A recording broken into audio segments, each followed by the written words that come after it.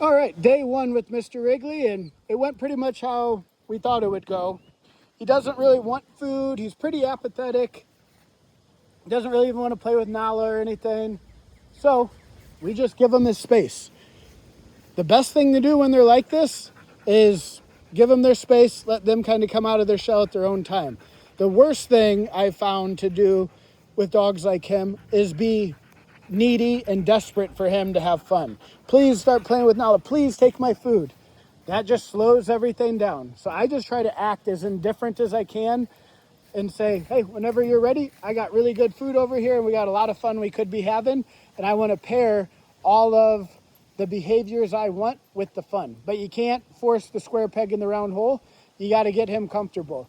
Typically, after a couple days of sniffing around and getting hungry, they start saying, okay, I've sniffed around.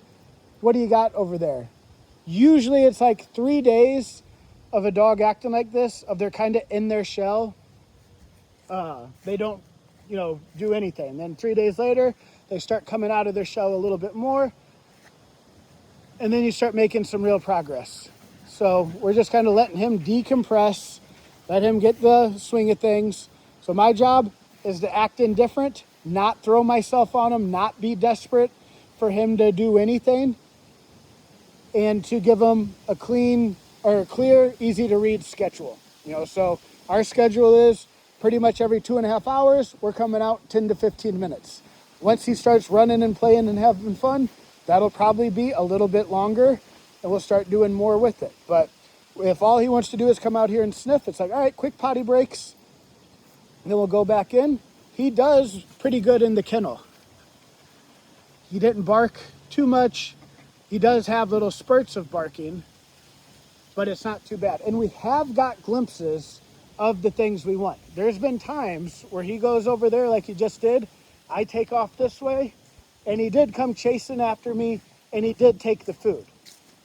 I tried to do that again, and he didn't want to do it again. But that's how we're going to start getting him out of his shell, is get him running after me, get him taking food, get him having fun, but you can't force it. So I just try to act as if I don't care. We keep it moving. We get him wanting to be by me. And until then, it's all right, quick little potty break, and we'll just go back in. And it's probably going to be like this over the next couple days. But overall, this is kind of how I thought it would happen. This is how most dogs are when they first get here. It's pretty much most of the dogs that are over 1.5 years, 2 years old, this is kind of how they act. They get real apathetic. They really don't want anything to do with what you or any of the fun you're trying to give them to do. They're like, hey, you took me out of my normal routine. What's going on? Where am I? So we just say, this is what we do, and let him start figuring it out. Overall, I'd say he's right on track, though. This is kind of how we expected the first day to go. So I will give you guys a video tomorrow, and we'll see how he's doing tomorrow.